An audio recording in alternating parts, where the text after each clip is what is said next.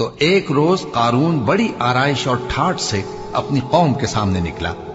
جو لوگ دنیا کی زندگی کے طالب تھے کہنے لگے کہ جیسا مال و متاع قارون کو ملا ہے کاش ایسا ہی ہمیں بھی ملے، وہ تو بڑے نصیب والا ہے۔ اور جن لوگوں کو علم دیا گیا تھا وہ کہنے لگے کہ تم پر افسوس، مومنوں اور نیکوکاروں کے لیے جو ثواب اللہ کے ہاں تیار ہے وہ کہیں بہتر ہے، اور وہ صرف صبر کرنے والوں ہی کو ملے گا۔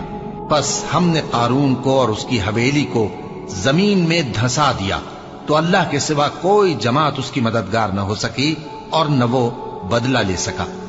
اور وہ لوگ جو کل اس کے رتبے کی تمنا کرتے تھے صبح کو کہنے لگے ہائے شامت، اللہ ہی تو اپنے بندوں میں سے جس کے لیے چاہتا ہے رزق فراخ کر دیتا ہے اور جس کے لیے چاہتا ہے تنگ کر دیتا ہے۔ اگر اللہ ہم پر احسان نہ کرتا تو ہمیں بھی دھسا دیتا۔